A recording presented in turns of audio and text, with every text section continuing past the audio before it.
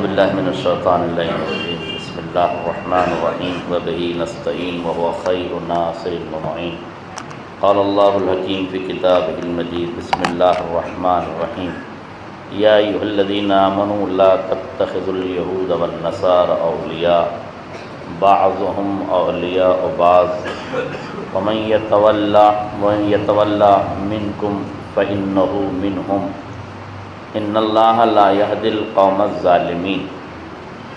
آج یوم القدس یا روز قدس ہے، جس کی پوری تفصیل ہمارے بزرگ محترم نے بہت خوبصورت الفاظ میں سجا کر مصروں کی شکل میں پیش کی۔ بیت المقدس کا ایک مکمل تعارف آپ نے فرمایا کہ بیت المقدس مسلمانوں کا قبلہ اول ہے، اور یہ وہی جگہ ہے جہاں سے پیغمبر اسلام کو معراج عطا ہوئی، اور یہ وہی جگہ ہے جو عالم اسلام کے لیے ایک مقدس مکان ہے، جس پر یہودیوں نے تقریباً 70-75 سال سے قبضہ کر کے پورے فلسطین کو اپنے چنگل میں لیا ہوا ہے، اور طرح طرح کے مظالم ڈھائے جا رہے ہیں۔ اور آپ جانتے ہیں کہ تقریباً 6 لاکھ فلسطینی یا بے گھر ہو چکے ہیں یا وہ موت سے آشنا ہو چکے ہیں، جس میں 75,000 سے زیادہ بچے اور بوڑھے افراد، جو اس بات کی دلیل ہے کہ امت مسلمہ کو کم سے کم تب تک تو کوئی مسئلہ نہیں تھا، اس لیے کہ زمین دینا آسان ہے اور زمین کو جنگ سے چھڑایا جا سکتا ہے۔ غور کیجیے گا، زمین اگر دی جائے اور زمین پر قبضہ کر لیا جائے اور کوئی شخص زمین قبضے میں کر کے ملک پر قبضہ کر لے تو جنگ کے ذریعے سے، قوت کے ذریعے سے اس زمین کو چھینا بھی جا سکتا ہے، واپس لیا بھی جا سکتا ہے۔ مشکل تب ہوتی ہے جب انسان زمین کے ساتھ ساتھ ضمیر بھی بیچ دے۔ اس وقت عرب ممالک نے زمینیں تو بیچی ہی تھی، اپنے ضمیر بھی بیچ دی۔ اگر انہوں نے ضمیر نہ بیچے ہوتے تو قرآن مجید نے صاف لفظوں میں مخاطب کیا ہے، یا ایھا الذین آمنوا لا تتخذوا اليہود والنصارى اولیاء، اے اہل ایمان خبردار یہودیوں کو اور نصرانیوں کو، یعنی عیسائیوں کو اور یہودیوں کو اپنا دوست نہ بنانا، اپنا ولی نہ بنانا۔ اولیاء بعضهم بعض، یہ بعضهم اولیاء بعض، یہ ایک دوسرے کے ولی ہیں، یعنی ایک دوسرے کے ہمدرد ہیں۔ صاحب تفسیر کوثر نے لفظ ولایت کو لکھا کہ 4 قسم کی ولایت ہوتی ہے۔ ایک ولایت نصرت کی ولایت ہوتی ہے، یعنی آپ والی اور ولی کی نصرت کرتے ہیں۔ ایک ولایت محبت کی ہوتی ہے، ایک ولایت وراثت کی ہوتی ہے، اور ایک ولایت اطاعت کی ہوتی ہے۔ کسی بھی طریقے کی ولایت آپ کو قبول نہیں کرنی ہے، نہ یہودیوں کی نصرت کرنی ہے، نہ ان کی مدد کرنی ہے، نہ ہی یہودیوں سے محبت کرنی ہے، اور نہ ہی ان سے وراثتی تعلقات رکھنے ہیں، اور نہ ہی ان کی اطاعت کرنی ہے۔ مگر افسوس کا مقام یہ ہے کہ اس وقت آل سعود اور ان کے جیسے پٹھوؤں نے ہر طرح کی ولایت کو قبول کر لیا ہے، ان کے بیسز اپنی سرزمین پر دے کے ان کو اپنا حامی بنا لیا ہے، بلکہ ان کی نصرت کرنا شروع کر دی ہے۔ جو ولایت کے لیے منع کیا تھا، نصرت کی ولایت کو قبول کر لیا۔ جب زمین دے دی تو ان کے راہوں میں اپنے ضمیر بھی بچھا دیے، محبت بھی کرنے لگے۔ جب محبتیں قائم ہو گئی تو ان کے گھروں میں یہودی خواتین بیٹھ گئیں۔ اب آنے والے زمانے میں یہودیوں کی وراثتیں بھی آل سعود میں منتقل ہو گئی۔ جب وراثت منتقل ہو گئی تو ظاہر ہے اب اطاعت بھی کرنے لگے۔ اسی لیے آپ دیکھیں کہ قطر نے جہاز پیش کیا، ہزاروں اور لاکھوں روپے کا مال ان کی خدمت میں پیش کیا جا رہا ہے۔ یہ ساری چیزیں امت مسلمہ کیوں کر رہی ہے؟ اس لیے کہ امت مسلمہ اپنا ضمیر بیچ چکی ہے۔ اس لیے امام خمینی رحمۃ اللہ علیہ نے یوم القدس کو، روز قدس کو، اس جملے میں بتایا تھا کہ اگر امت مسلمہ کا ہر فرد ایک بالٹی پانی اٹھا کے اسرائیل کی طرف پھینک دے تو امت مسلمہ اس اسرائیل کے خطے کو اپنے پانی سے بہا دے گی۔ تو کیا امام خمینی یہ چاہتے تھے کہ ہر آدمی ایک بالٹی پانی لے کے منظر عام پر آ جائے اور اسرائیل کی طرف رخ کر کے پھینکنے لگے؟ نہیں میرے عزیزوں، ایک بالٹی پانی کا مطلب یہ نہیں تھا کہ ایک بالٹی پانی اٹھائیے اور بہا دیجئے۔ ایک بالٹی پانی لانے کا مطلب یہ تھا کہ ہر انسان میں یہ بیداری ہونا چاہیے کہ ظلم کے خلاف آواز اٹھانے کی ہمت ہو۔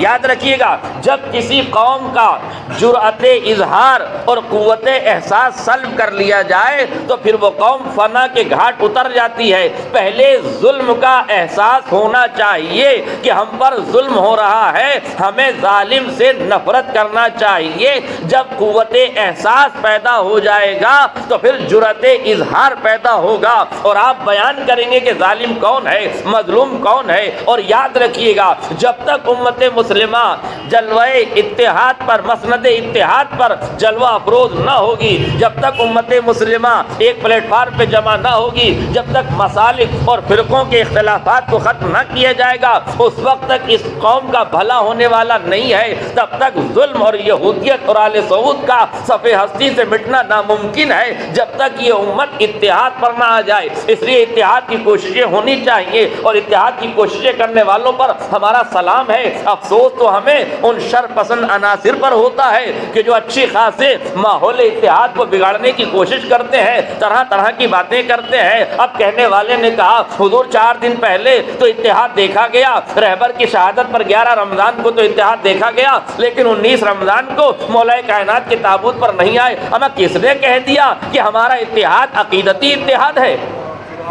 کس نے کہہ دیا کہ ہمارا اتحاد عقیدے کا اتحاد ہے؟ ہمارا اتحاد عقیدے کا نہیں ہے، ہمارا اتحاد سیاست کا اتحاد ہے، ہمارا اتحاد دشمن کے خلاف ایک ہونے کا اتحاد ہے۔ ورنہ یاد رکھیے گا، جسے آپ پہلا مانتے ہیں اسے وہ پہلا مان نہیں سکتے، جسے آپ پہلا مانتے ہیں اسے وہ پہلا نہیں مان سکتے، جسے وہ پہلا مانتے ہیں اسے آپ پہلا نہیں مان سکتے۔ صلوات پڑھیں محمد علیہ وسلم۔ اس کا مطلب یہ ہے کہ اتحاد عقیدتی نہیں ہو سکتے۔ ان کا رضی اللہ اور ہے، آپ کا رضی اللہ اور ہے، ان کا صدیق اور ہے، آپ کا صدیق اور ہے، ان کی صدیقہ اور ہے، آپ کی صدیقہ اور ہے۔ اتحاد عقیدے میں ممکن ہی نہیں ہے۔ ہاں اگر اتحاد ہو سکتا ہے تو اتحاد ہو سکتا ہے تو سیاست کی دہلیز پر اتحاد ہو سکتا ہے، چونکہ ہمارا اور ان کا دشمن ایک ہے، اس لیے اتحاد ہو سکتا ہے۔ اور یاد رکھیے گا، اگر غور کیا جائے تاریخ اسلام میں تو شیعوں کی بظاہر کوئی دشمنی نہیں ہے۔ بارہا امام خمینی رحمۃ اللہ علیہ سے، بارہا رہبر معظم سے یہ کہا گیا کہ سرکار آپ فلسطین کے لیے آواز کیوں بلند کرتے ہیں؟ وہاں تو شیعہ نہیں رہتے، وہاں تو مسلمان رہتے ہیں۔ تو آپ نے فوراً یہی جملہ کہا۔ امام خمینی کے یہاں بھی یہی جملہ ملتا ہے، رہبر معظم کے یہاں بھی ملتا ہے کہ امام حسن اور امام حسین سے مولا کائنات نے یہ وصیت فرمائی، میرے لال حسن اور حسین کونا للظالم خصما وللمظلوم عونا۔ اے میرے بیٹو حسن اور حسین، ہمیشہ یاد رکھنا، ظالم کے دشمن بن کے رہنا اور مظلوم کے مددگار بن کے رہنا۔ ہم نے مظلوم کی مدد دھرم کے آدھار پر نہیں کی ہے، انسانیت کے اعتبار سے کی ہے۔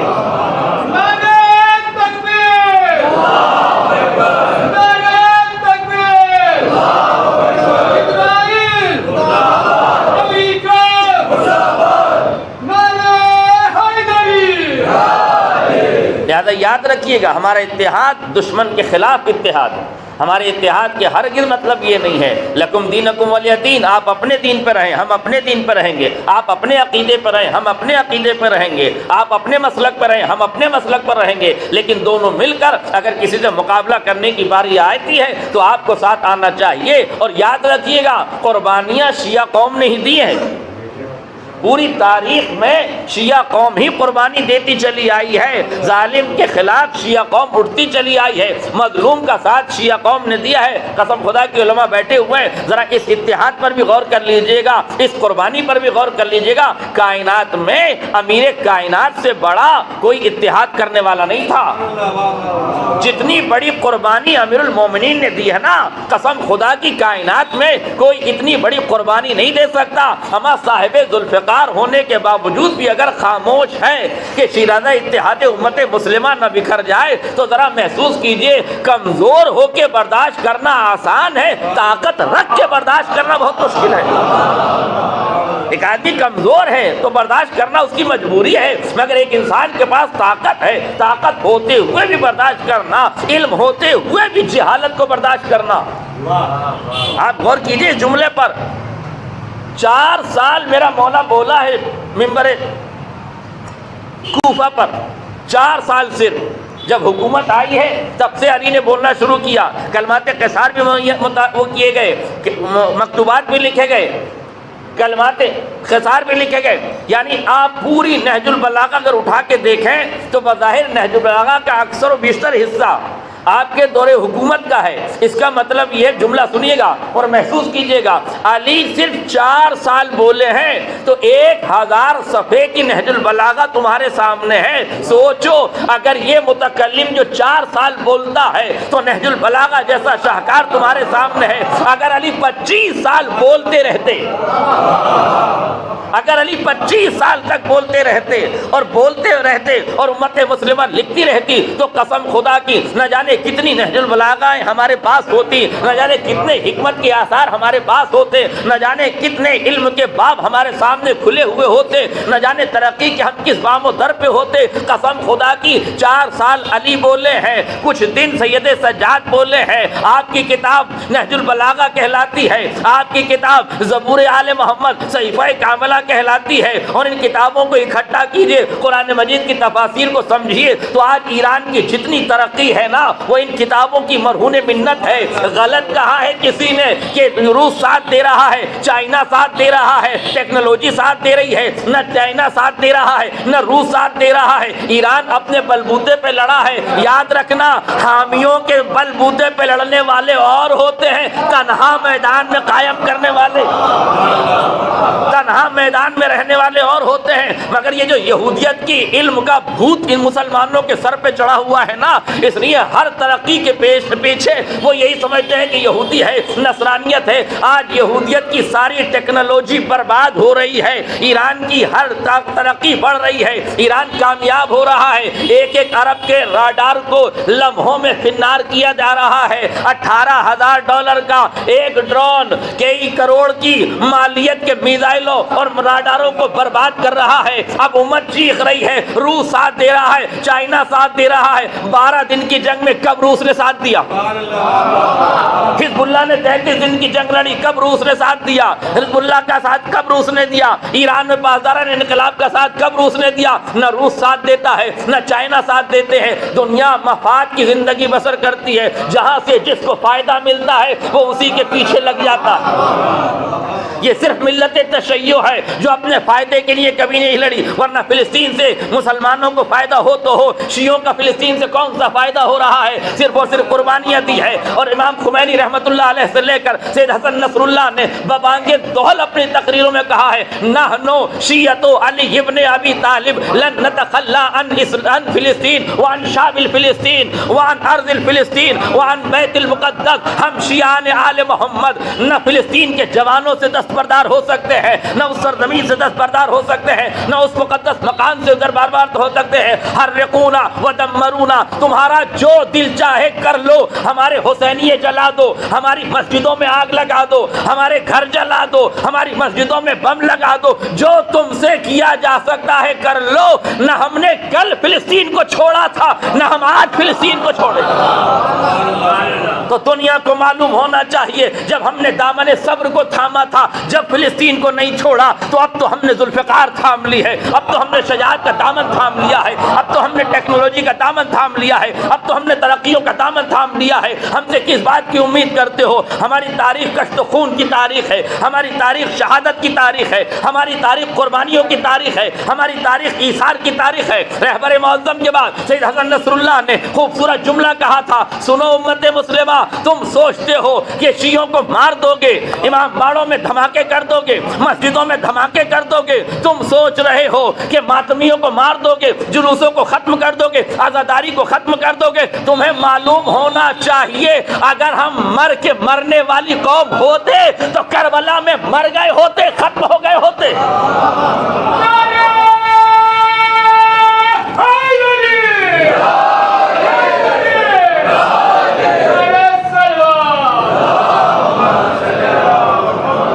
مر کے مرنے والی قوم نہیں ہے، ہم مر کے جینے والی قوم ہیں، اس لیے کہ نہ ہم نے زمینیں بیچی ہیں نہ ہم نے ضمیر بیچے ہیں۔ مرتے وہ ہیں جو ضمیر بیچ دے، مرتے وہ ہیں جو زمینیں بیچ دے، مرتے وہ ہیں جو سب کچھ دوسروں کی راہوں میں سب کچھ رکھ دے۔ ہم نے اپنا کچھ نہیں بیچا ہے، ہمارا ضمیر زندہ ہے۔ آج سنیے، چھوٹا سا بچہ ہے ایران میں، اعلان کر رہا ہے خونی کے در رگے ماں ہدیے برائے رہبر ماں۔ چھوٹا سا بچہ ہے، کہتا ہے میری رگوں میں جو خون کے قطرے ہیں نا، ہر قطرہ ہمارے رہبر کے لیے قربان ہے۔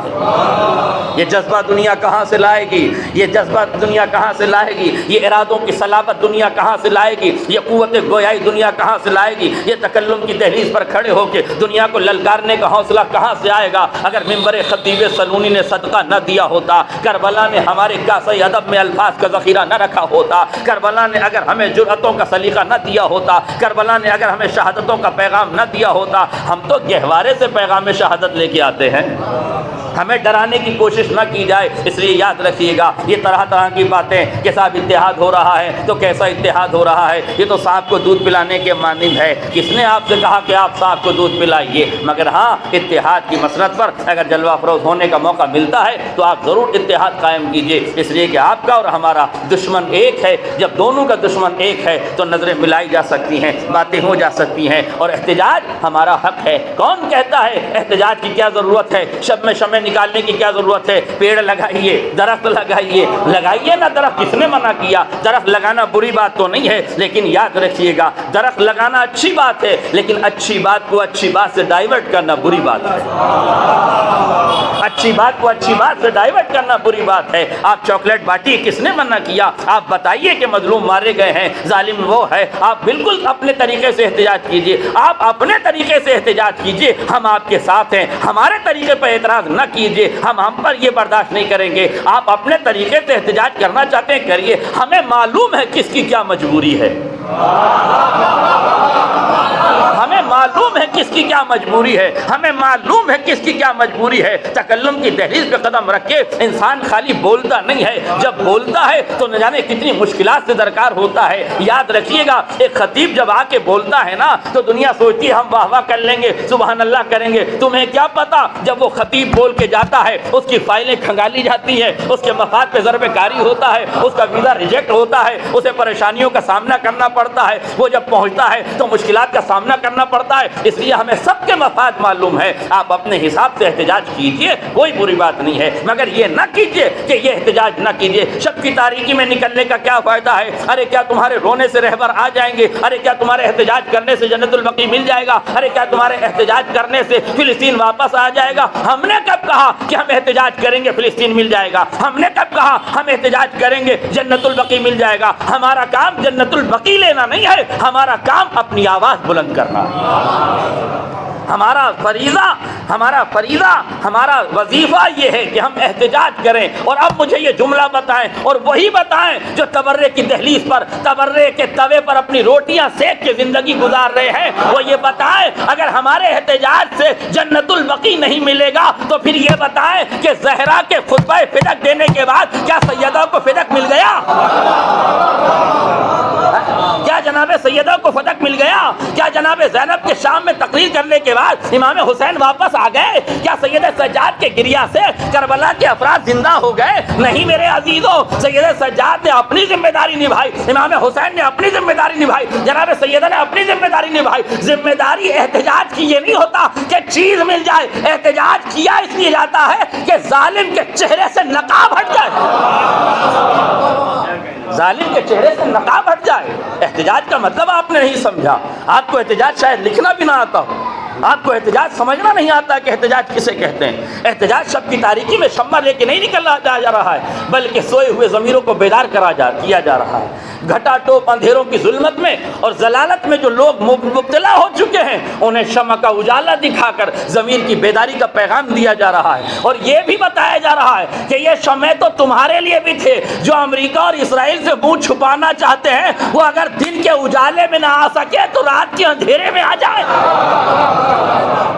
اگر دن کے اجالے میں انہیں ویزے سے ڈر لگ رہا ہے تو وہ کم سے کم دن کے اجالے میں نہ آ سکیں، رات کے اندھیرے میں آ جائیں، اور نہ لیں شمع، وہ شمع بجھا دے، اس لیے کہ ان کو تو درخت لگانا ہے، تو شمع لگانے کی کیا ضرورت ہے؟ شمع لائیں گے تو چہرہ آشنا ہو جائے گا، چہرہ پہچانا جائے گا۔ جب ہاتھ میں شمع ہوگی تو ضمیر کی بیداری کا اعلان ہوگا۔ یہ شمع نہیں ہوگی، یہ امریکہ کے خرمن میں آگ لگ جائے گی، یہ اسرائیل کے چلمن میں آگ لگ جائے گی، یہ اسرائیل کے چہرے سے نقاب ظلم ہٹ جائے گا۔ اور جب تم نے ظالموں کی جوتیاں سیدھی کرنے کا ہنر سیکھ لیا ہے تو تمہیں احتجاج کیوں برا لگے گا؟ تمہیں احتجاج کیوں برا لگے گا؟ یاد رکھیے گا، انسان کی ذمہ داری ہے اپنے وظیفے پہ عمل کرے، اپنے فریضے پر عمل کرے۔ آپ کی ذمہ داری احتجاج کرنا ہے۔ یقیناً ہمارے 10-20 لوگوں کے یہاں بیٹھنے سے فلسطین آزاد نہیں ہو جائے گا، مگر کم سے کم ان آزاد فلسطینوں کے دل میں ایک قرار تو آ جائے گا کہ ہزاروں کلومیٹر دور بیٹھے ہوئے مسلمان ہمارے لیے اپنی آواز احتجاج بلند کر رہے ہیں، اور آواز احتجاج بلند کرنے کا یہی مقصد ہے۔ ایک جملہ یاد رکھیے گا، بائیکاٹ اسرائیل، اور اسرائیل کی چیزوں کا اور امریکہ کی چیزوں کا بائیکاٹ کرنا اب مزید لازم ہو گیا۔ اب تو ہمارے بھی قاتل ہو چکے ہیں نا، وہ خالی مسلمان فلسطین کے مسلمانوں کو تو نہیں مارا نا، اب تو ہمارا رہبر شہید ہو گیا۔ اور یاد رکھیے کہ ایک جملہ محسوس کیجئے گا، رہبر کی ذات کو شرਧانجلی ارپت کرنے کا اس سے سنہرا موقع نہیں ملے گا۔ رہبر پہ آنسو بہانا کافی نہیں ہے، رہبر کے قاتلوں سے بیزاری کا اظہار کرنا ضروری ہے۔ ہماری تاریخ تولا کی تاریخ نہیں ہے فقط، ہماری تاریخ میں تبرہ بھی ہے، اور تبرہ قاتلوں سے کیا جاتا ہے، تبرہ ظالموں سے کیا جاتا ہے۔ قرآن نے صاحب کہا اگر تم نے ان سے دوستی کی تو پھر تمہارا حشر بھی انہی کے ساتھ ہوگا۔ اس کا مطلب یہ کہ خدا ظالم کا ساتھ دینے والے کا حشر بھی ظالم کے ساتھ کرتا ہے، مظلوم کا ساتھ دینے والے کا حشر خدا مظلوم کے ساتھ کرتا ہے۔ مرضی تمہاری ہے، چاہے ظالموں کے ساتھ محشور ہو جانا، چاہے مظلوموں کے ساتھ محشور ہو جانا۔ پورے ملک کو میں دعوت فکر و نظر دے رہا ہوں، سناتن دھرم کے مادھیم سے یہ بات پہنچانا چاہتا ہوں۔ آپ نے کہا تھا کہ اتی دیو بھو، یہی تو جملہ ہے کہ مہمان بھگوان کا روپ ہوتا ہے۔ تو وہ جو 100 سینک آئے تھے آپ کی پوتر دھرتی پر مہمان بن کر، ان کی لوکیشن شیئر کرنے والے غداروں کو آپ کیا کہیں گے؟ اب مجھے ایک جملہ کہنے دو، جو اپنے بھگوان کو دشمن کے حوالے کر دے وہ ہندوستان کو دشمن کے حوالے کیوں نہ کرے گا؟ جن کی حیثیت یہ رہ گئی ہے کہ وہ مہمانوں کا احترام نہیں کر سکتے، اگر مہمان بھگوان کا روپ ہے تو جو بھگوان کے روپ کا احترام نہ کرے وہ انسان کے روپ کا کب احترام کرے گا؟ یاد رکھیے گا، آج اگر ہم امریکہ اور اسرائیل کے خلاف ہیں تو ہمیں دنیا کو یہ بتانے میں کوئی آپتی نہیں ہے، اور ایران نے الحمدللہ ثابت کر دیا۔ ایک میزائل پر انہوں نے یہ لکھا کہ اسٹیفن فائل میں جو دردناک اور مصیبتیں جنہوں نے اٹھائی ہیں، ان پیڑتیوں اور ان مظلوموں کے نام ہم یہ راکٹ چلا رہے ہیں، ہم یہ میزائل چلا رہے ہیں۔ ایران نے دنیا کو بتا دیا کہ ہم میزائل مظلوموں پہ نہیں چلاتے، ظالموں پہ چلاتے ہیں۔ ہماری جنگ کا معیار بالکل واضح ہے کوئی پوری دنیا میں؟ ارے تم سے تو ظالم گرفتار نہیں کیے جا رہے ہیں، اور وہ ظالموں کے سینوں پر میزائل چلا رہے ہیں، تو تمہیں سلام کرنا چاہیے، مانوتا کا اٹھ کر سلام کرنا چاہیے۔ پوری کائنات کی مانوتا کو چاہیے کہ کھڑی ہو اور ذات رہبر کو شرਧانجلی ارپت کرے، اور یہ کہے کہ سرکار آپ نے شہادت نہیں دی ہے، آپ نے دنیا کے سامنے بال بلاత్కాریوں کے چہرے سے نقاب ظلم ہٹا دیا، بال بلاత్కాریوں کے چہرے سے نقاب ظلم ہٹا دیا۔ اور یاد رکھیے گا، ہر وہ انسان، یہ جملہ محفوظ کیجئے گا، ہر وہ انسان کہ جس کے دامن میں اولاد ہے، جو صاحب اولاد ہے، جس کے دل میں ذرہ برابر بھی چھوٹے چھوٹے بچوں سے محبت ہے، اپنی اولاد سے محبت ہے، وہ کبھی نہیں کہے گا کہ ڈونلڈ ٹرمپ صحیح ہے، وہ کبھی نہیں کہے گا کہ نتن یاہو صحیح ہے۔ ہاں، یہ صحیح وہی لوگ کہیں گے کہ جن کے دامن میں اولاد نہیں ہے، جنہوں نے بڑھاپا لے لیا ہے، بڈھے ہو گئے ہیں مگر ابھی تک انہیں خدا نے اولاد عطا نہیں کی ہے۔ تو جن کے اپنے دامن میں اولاد نہیں ہوتی، انہیں کیا معلوم کہ اولاد کی محبت کیا ہوتی ہے، انہیں کیا معلوم کہ مانوتا کیا ہوتی ہے، انہیں کیا معلوم کہ انسانیت کیا ہوتی ہے۔ اس لیے یاد رکھیے گا، ہمارا احتجاج آرٹیکل 25 کے دائرے کے اندر ہے، ہمارا احتجاج ہمارے ملک کے سنویدھان کے اندر ہے، ہمارا احتجاج اپنے حدود و قیود میں ہے، ہم نے احتجاج میں کوئی وائلنس نہیں کیا ہے، ہم نے احتجاج میں کوئی فساد نہیں برپا کیا ہے، ہم نے احتجاج میں کسی طریقے کی کوئی قانون شکنی نہیں کی ہے۔ اس لیے قانون کو ہم سلام کرتے ہیں تو قانون کے رکشکوں کو بھی ہم کو سلام کر کے انومتی دینی چاہیے، اجازت دینی چاہیے، اس لیے کہ ہمارا احتجاج نہیں ہوگا، دوسری قوموں کے لیے سبق ہوگا کہ اگر احتجاج ہی کرنا ہے تو اس قوم کی طرح کرو جو صبر کے پیمانے چھلکاتی ہے، ظلم کا بازار گرم نہیں کرتی۔ بس میں نے ختم کر دی دعا۔ یاد رکھیے گا احتجاج آپ کا وظیفہ ہے، احتجاج آپ کی ذمہ داری ہے جو آپ کو کرنا ہے، اور الحمدللہ آپ یہاں بھوکے پیاسے بیٹھ کے اس احتجاج میں شرکت کر کے یہ بتا رہے ہیں کہ ہم چند لمحوں کی بھوک اس لیے برداشت کر رہے ہیں کہ وہ فلسطین کے مظلوم بھوکے مارے گئے ہیں، وہ فلسطین کے مظلوم پیاسے مارے گئے ہیں، بیت المقدس کو ڈھانے کی سازش ہو رہی ہے، بیت المقدس پر ناپاک قدم رکھنے کی کوشش کی جا رہی ہے، اس لیے ہم احتجاج بلند کر رہے ہیں۔ جن کا روزہ ہے وہ بیٹھے ہیں بھوکے پیاسے، لیکن جن کا روزہ نہیں ہے وہ بھی دوپہر کا کھانا چھوڑ کے یہاں بیٹھے ہیں، اس بات کو بتانے کے لیے کہ ہم مظلوم کا ساتھ دینے کے لیے بھوک اور پیاس کو برداشت کر سکتے ہیں، اور بھوک اور پیاس کو برداشت کرنا بھی یہ آپ کا احتجاج ہے، یہ آپ کا اخلاص ہے۔ ختم کر دی میں نے دعا۔ بس یاد رکھیے گا احتجاج وظیفہ ہے، اور جب یہ اخلاص سے عمل کے ساتھ آ جائے تو اس کے نتائج مل جاتے ہیں۔ جناب ابراہیم کے لیے ہزاروں من آگ روشن کی گئی، ہزاروں ٹن آگ روشن کی گئی، نمرود کی آگ ہے ابراہیم کے لیے جلائی گئی ہے، اور اس آگ کی کیفیت یہ ہے کہ اگر کوئی پرندہ بھی ادھر سے گزر جائے تو جل جائے گا۔ حد اس آگ کی لپٹوں کی یہ ہے کہ کوئی قریب نہیں جا سکتا۔ منجنیق بنائی گئی ہے تاکہ منجنیق سے جناب ابراہیم کو بٹھایا جائے اور اس پہ پھینکا جائے، اور دو قسم کے جانور ملتے ہیں۔ علامہ دبیری نے حیات الحیوان میں لکھا کہ دو قسم کے جانور تھے، ایک جانور وہ تھا جو اس آگ کو ہوا دے رہا تھا، اور ایک چھوٹی سی گوریا اور چڑیا تھی جو سمندر سے پانی کا قطرہ لیتی تھی اور لا کے اس آگ پہ ڈال دیتی تھی۔ بس میں نے ختم کر دی دعا۔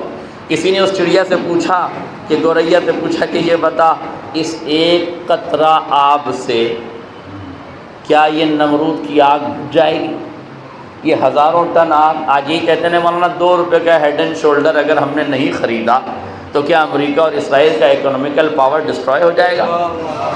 اگر ہم نے 2 روپے کی کوئی چیز اسرائیل کی نہیں خریدی تو کیا اسرائیل اور امریکہ کا بیڑا غرق ہو جائے گا؟ آپ سے کہا کس نے ان کا بیڑا غرق کرنے کے لیے؟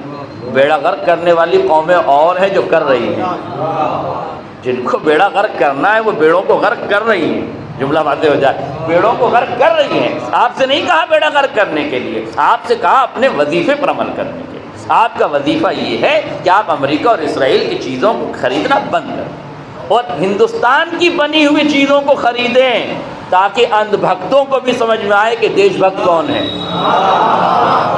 ملک سے محبت کرنے والے کون ہیں۔ دنیا کو پتہ تو چلے کہ ہندوستان میں جب امریکہ اور اسرائیل کی چیزوں کو خریدنا بند کر دیا گیا اور ہندوستان کی بنی ہوئی چیزوں کو خریدنے کے لیے ممبروں سے دعوت فکر دی گئی، تو ہندوستان کے مسلمان کو نہیں، ہندوستان کے دیش واسیوں کو یہ سمجھ آ جانا چاہیے کہ ملک کی اکنومیکل کو پاور کون دے رہے ہیں اور ملک کی اکنومیکل پاور کو توڑ کون رہا ہے۔ تب تو پتہ چلے گا کہ دیش پریمی کون ہے، دیش دروہی کون ہے۔ مصیبت تو یہ ہے کہ جو ملک کو بیچنے والے ہیں وہ دیش پریمی ہو گئے ہیں، جو ملک کی آبرو کے لیے امریکہ اور اسرائیل کو چھوڑ کر ملک کی کمپنیوں کا سامان خرید رہے ہیں، ان کی دیش پریمیوں پر شک کیا جا رہا ہے۔ خیر ہمارا تعلق شک کی قبیلوں سے ہے بھی نہیں، ہم نے تو شک کے قبیلے میں اگر بڑے بڑوں نے بھی شک کیا ہے تو ہم نے شکیوں پہ لعنت ہی کی ہے۔ ہم تو منزل یقین میں قدم زن ہوتے ہیں، اس لیے یاد رکھیے گا۔ اور یہ جملہ میں کہہ سکتا ہوں اس لیے کہ میں سیاسی اتحاد کا قائل ہوں، عقیدت کے اتحاد کا میں قائل نہیں ہوں، چونکہ جو ممکن ہو اس کا قائل آدمی کو ہونا چاہیے، جو ممکن ہی نہ ہو قبلہ اس کے قائل ہونے کا کوئی مفہوم یا کوئی مطلب نہیں رہ جاتا۔ اس لیے یاد رکھیے گا جب چڑیا نے کہا اس چھوٹے سے پانی کے قطرے سے، بلکہ ایک جملہ اور کہہ دوں، یہ قطرہ ہی نہیں ہے، یہ قطرہ جو بھر کے وہ آگ کی طرف جا رہی ہے نا، تو قطرہ لے کے خطرے میں جا رہی ہے۔ محسوس کیجیے قطرہ لے کے خطرے میں جا رہی ہے۔ ہم نے پوچھا چڑیا سے یہ بتا کیا تیرے اس قطرے سے یہ آگ بجھ جائے گی؟ اس نے کہا قبلہ آگ بجھے نہ بجھے، جب روز محشر سوال ہوگا کہ ابراہیم کے لیے آگ جلائی گئی تھی، ظالم ایک طرف تھا مظلوم ایک طرف تھا، تم فیصلہ کرو تم ظالم کی طرف تھی یا مظلوم کی طرف۔ الحمدللہ آخرت میں میرا یہ قطرہ مجھے خطرے سے بچا لے گا کہ میں ظالم کی طرف نہیں تھی مظلوم کی طرف تھی۔ تو اگر ایک چڑیا کو اس کے قطرے سے بچایا جا سکتا ہے تو آپ بھی 2 روپے کا ہیڈ اینڈ شولڈر چھوڑ دیں گے تو آپ بھی روز محشر یہ کہہ سکتے ہیں کہ ہم نے ظالم کی اکنامیکل پاور کو تقویت نہیں دی ہے۔ اور پھر جملہ محسوس کریں، علماء کرام تشریف فرما ہے، معجزہ بھی اسباب اور مسببات کا تابع ہوتا ہے، ٹھیک ہے، اسباب اور مسببات کا تابع ہوتا ہے۔ یہ اور بات ہے کہ ہمیں معجزے کا سبب حقیقی اور اصلی فوراً سمجھ میں نہیں آتا، مگر ہوتا ہے نا، ہوتا ہے۔ تو اب یہ بھی محسوس کیجئے کہ جب کوئی قطرہ اخلاص کی عظیم منزل پہ فائز ہو جائے تو خدا اسے معجزے کا سبب بنا دیتا ہے۔ اور کتنا خوبصورت تھا وہ قطرہ جو کونی کے کن میں شامل ہو گیا۔ احسان محسوس کیجئے گا جملے کو، تو یا نارو کونی بردن و سلامن علی ابراہیم، اے آگ ٹھنڈی ہو جا، حکم رب کا آگ ٹھنڈی ہو جائے۔ لیکن اللہ اسباب مسبب الاسباب ہے، وہ اسباب فراہم کرتا ہے۔ حکم کی آواز سے آگ کو بجھایا نہیں جا سکتا تھا، مگر وہ قادر مطلق ہے، قطرے کو سمندر پہ بھاری کر سکتا ہے تو قطرے کو آگ پر بھاری کر کے پوری آگ کو خاموش کیا جا سکتا ہے۔ اس کا مطلب یہ ہے کہ وہ قطرہ قطرہ بھی نہیں ہے، اگر قطرہ اخلاص سے آگے بڑھے تو قطرہ دشمن کے لیے خطرہ بن جاتا ہے۔ بس میرے عزیزوں گفتگو تمام ہو گئی، آئیے مل جل کے دعا کریں، کریم پروردگار مظلومین عالم کی حفاظت فرما، ہمارے سروں پر ایسے باضمیر اور زندہ ضمیر اور جرأت مند علماء کا سایہ ہمارے سروں پہ برقرار رکھنا، جو ظالم کو للکارنے کے لیے، مظلوم کا ساتھ دینے کے لیے ہم وقت تیار ہو کر اس پرآشوب ماحول میں بھی پروگرام کرنے کے لیے تیار ہو جاتے ہیں۔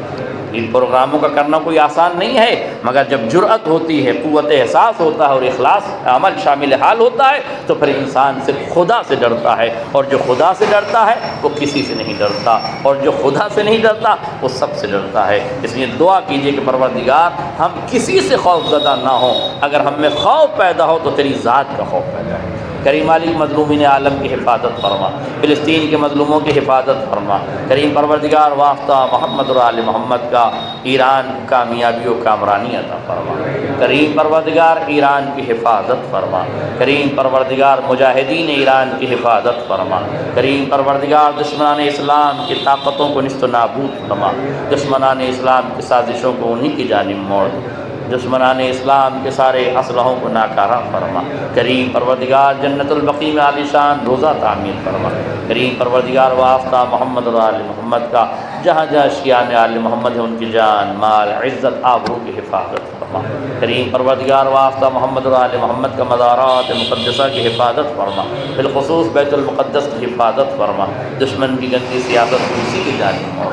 کریم مالک واسطہ محمد اور آل محمد کا حاضرین کی دعاؤں کو مستجاب فرما، ہمارے اس عمل قلیل کو اپنی بارگاہ عظیم میں قبولیت عطا فرما۔ کریم مالک اور امتحان نہ لے، یوسف زہرا امام زمانہ کے ظہور میں تعجیل فرما۔